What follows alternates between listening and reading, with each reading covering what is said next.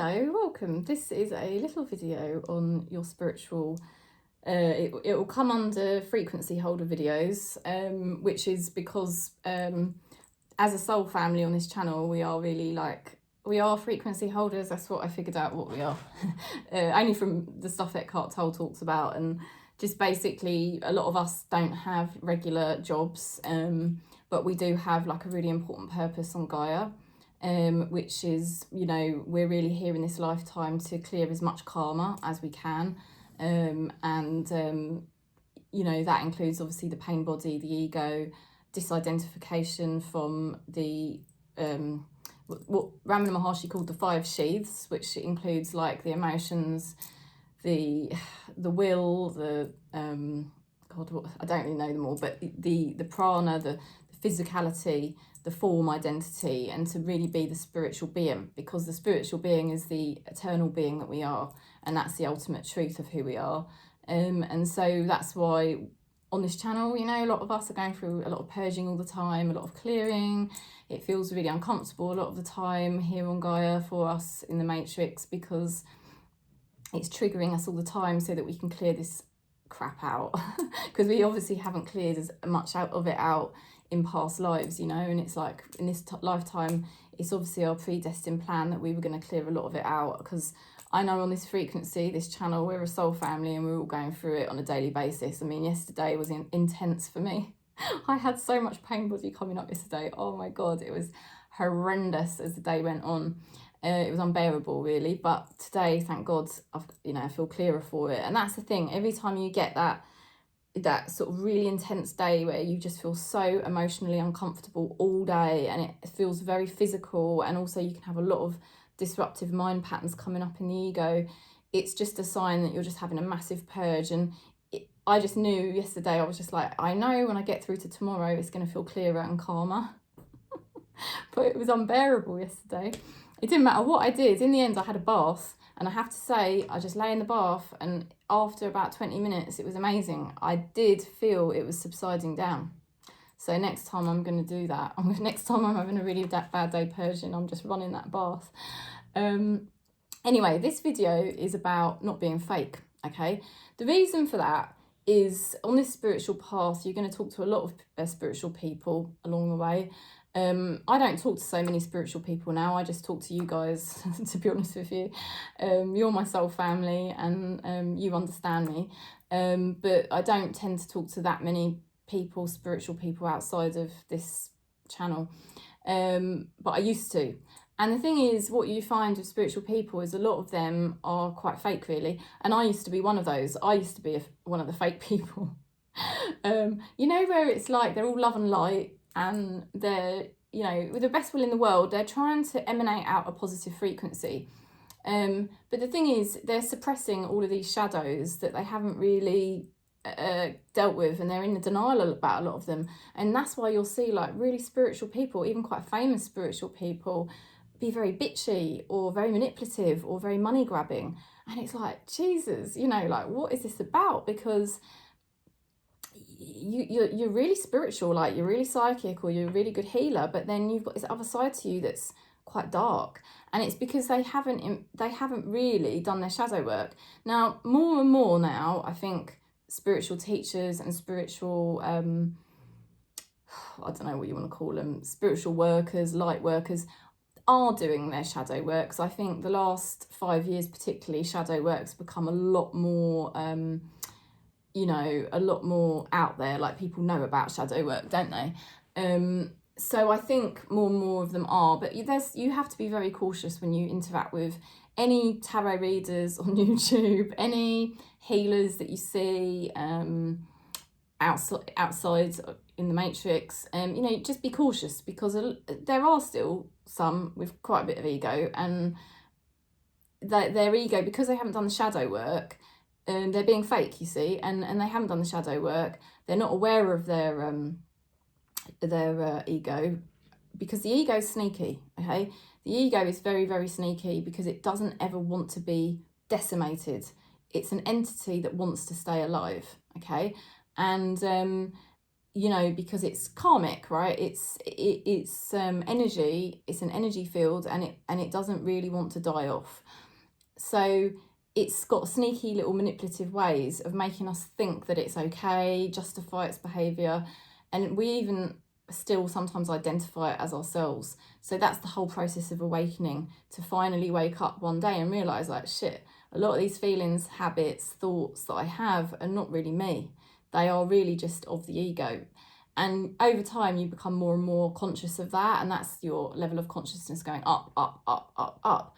You know, the ego is like the needy aspect of us as well. Yeah, wanting to portray ourselves as perfect as well, you know. And it's like, it's funny because somebody wrote the other day, like, I think I commented on something on Facebook, and it was something cheeky about, I don't know, naughty behaviour or something like that, and it was one of our soul sisters, and she was like, oh yeah, but you're so good, you don't do this. And I'm thinking, I sort of replied, oh, you don't realise what I do. But I can't obviously put on Facebook personal things about me, because I do have family and friends and stuff, you know. I don't want everyone knowing my private life. But, you know, that's why I wanted to do this video, really, because yes, I do talk about spirituality every day on this channel, but I always try to bring it back to the fact that I am like you are my soul family. We're all on the same playing field. And any spiritual teacher or guru that you see on YouTube, any tarot reader, they're no different from you. They, you know, they are not an expert. They're no clearer of their karma necessarily than you are. We're all equal. Otherwise we wouldn't be here, you know.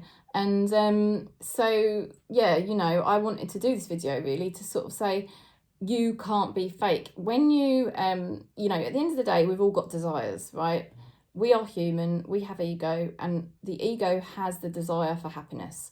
The ego is the false self, and it thinks it needs desires to get happiness from outside of itself. The ego is never going to understand that the only true happiness comes from within, source, which is God within us, spirit.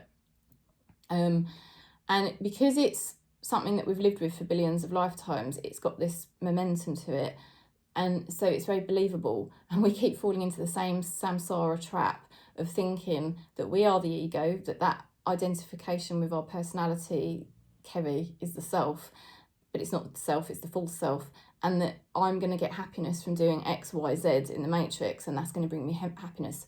But we all know that those happinesses that I get out in the matrix are temporary.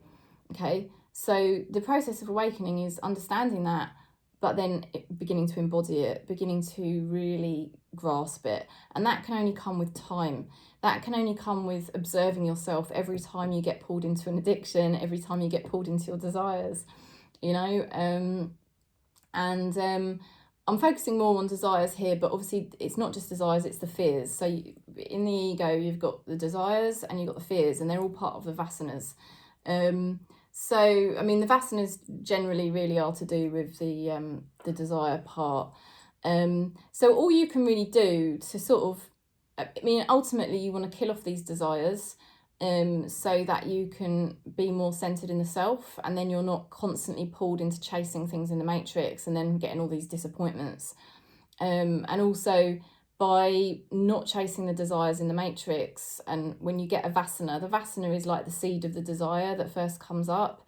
You know, it's that first moment of, oh, I could eat something right now, or I could have a drink right now. You know, it's that first seed of desire, it comes up. And then once it springs up into a desire, it's usually already got you by the grip and you're already out there doing it. So Ramana Maharshi did teach that basically you can't really rush the process, because if you try to just completely ignore your vasanas straight away, what will happen is that because the vasanas, the desire, seeds of desire are still there, they'll just build, and then they'll explode, right? And I'm sure you can relate to this, because we all get to a point where a certain desire becomes really undesirable. You know, like I used to drink a lot of alcohol. I used to be a bit of a binge drinker, right? And it took me years to get to a point where I started to observe that I didn't really want to do it anymore. And then it took me another 3 years from there to really realise it wasn't fulfilling me, and it was actually making me feel quite, like, not ill, but it was just, I knew it was preventing me from finding out who I really was, because it was just, when I was drinking, I wasn't really me. And then I knew as well it would just make me feel very lethargic and stuff like that. So it's sort of, with your vasana, it's your seed of your desire. And with your desire, you get to a point with it where it will naturally drop away, because you get to a point where you really do realise on a very conscious level that it's just not satisfying anymore. So then you sort of notice that desire drops away and you've cleared it, right? And that's how it has to kind of happen. Now you can help that process along by watching your desire when it comes up and observing it and going, oh, that's my ego wanting to get happiness from the matrix. It's wanting me to, and you can observe it. And if you find yourself gripped by it and you act on it, it's fine. There's no point in beating yourself up, because that would just be super ego, which just feeds more ego. But you just observe yourself doing these crazy things, and then you sort of just say, okay, well, was I really in connection to my true self during that process? Was it really fulfilling? Did I really need to do it? And you can just observe it and let it be as it happened, But each time you're observing, you're increasing your consciousness level around that particular desire. And that helps you in the process of eventually realising it's just bringing you a suffering ultimately, and then eventually it will die off. So observing your desires and observing and delaying it, like if sometimes you can notice a desire when it first pops up, and you can sort of distract yourself with something else, like just being in the present moment, connecting into God, maybe doing a chore or an activity that is actually naturally arising in the present moment. And then you can stop that vasana from rising into a desire that's gripped you. So you can delay them, and you can do a bit of that work. And I did quite a lot of that work last year. I was doing a lot of those delaying tactics, and that was a good starting point. But if you get gripped by the desire, there's no point in suppressing it, and this is why it's important not to be fake, because if you suppress it down, it ends up as a shadow, and then that actually feeds your ego in a way. And then, of course, it kind of comes out in a very egoic explosion. And that's what I'm saying, that you can see in certain spiritual communities or certain spiritual people who are basically fake. They're trying to act like they're so spiritually enlightened, but they've still got tons of vasanas, tons of these desires, and lots of ego still, where they're maybe quite manipulative, quite controlling, whatever. They're needy for attention, and that's why they're doing what they do, whatever it is. And I'm not sort of damning spiritual workers, because anyone can be like this, even non-spiritual people in your everyday life who are quite fake, and they act like perfect people, but the next minute their back's turned, they're bitching about somebody or whatever. And so it's like you become more and more authentic and more real as you're more real with yourself, of where you're at on the journey. So be aware of your superego wanting you to rush the process to become more spiritual, more enlightened than you already are. You're not really ready yet. I've had a massive problem with my superego doing that with me. Massive. You're certainly not alone if you find yourself doing it. It's kind of, the superego is sort of like that critical parent, and it just keeps feeding you ideas of what you should be like, and you shouldn't be doing that. That is not spiritual, but it is what it is, because we don't know how many lifetimes we've lived with this ego, and we might have an idea, because we might have some recollections of past lives, but we don't really know where all this karma comes from and where all these desires come from. They're vasanas that are there. Eventually they just die off, because you get to a point where you realise your desires that you're chasing in the matrix are just really not bringing you any joy, and you just naturally become more conscious, and you just decide you just don't want to engage with them anymore. So that's kind of the process of part of the process of enlightenment. And because the less desires you have, it means you're not going into the matrix so much. So that means you're not feeding the ego. The ego starts to get smaller and smaller. And what you're doing is, instead of going out into the matrix chasing desires, you're more in the self.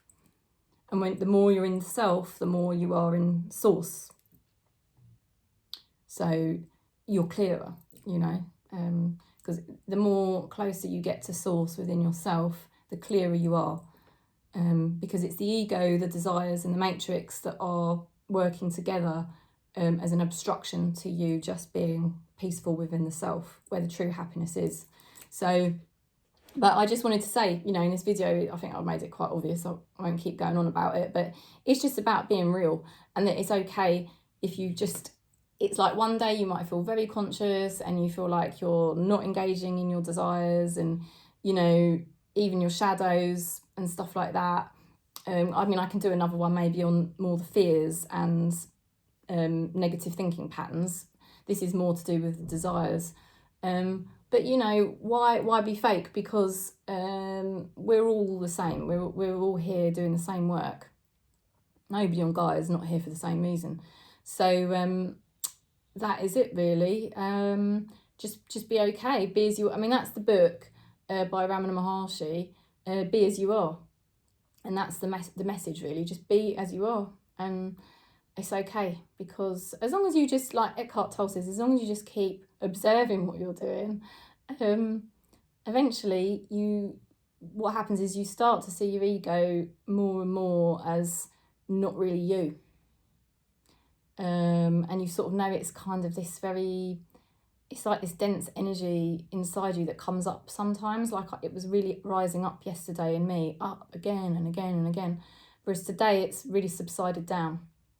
And I feel much more clear, and I feel just more peaceful, just more in the self, which is there all the time, because that ego subsided a bit, you know, and you'll find that after a very big day of purging and it being very overactive and interfering with your mind activity and stuff, it usually wears itself out, because it's not really who you are, you see. It's a separate entity, so it often runs out of steam, especially if you're ignoring it, you see. If you keep feeding it, it will actually keep it going longer, and that's why it's really important to ignore it and delay it. Don't give it what it wants straight away, you know. See if you can delay your desires a little bit, or if you have to do them, just observe them, but just not always giving it what it wants, because you know, it kind of wants you to be negative. It wants you to keep ruminating over stories or thoughts, you know, and it wants you to keep being needy. It wants you to keep attaching. And so you get more and more strict with it, and you get more and more sort of like aware, like, I don't like my ego. It's actually irritating me. And it's actually like it's not part of me, you know, and you get more and more to that level where you can view it in that way. And I can sort of sense it, you know, I can sort of sense it. It's kind of over here now, whereas it used to just consume me, and I thought it was who I was. So, you know, but there you go. We've all got it, and there's no point in being fake. So don't beat yourself up if you do act out of ego or addiction or desire, because you can only be where you are, you know. So anyway, that's the message. I hope you enjoyed the video. Hopefully it was useful and interesting. And if you want to book in for a reading, you know, you're welcome anytime. And I do the more affordable voice note reading as well. If anyone wants to try that, you're very welcome. And you can always message me as well if you're having a bad day, because we are soul family and we're all going through the same process of purging. So you're certainly not alone. One love and peace.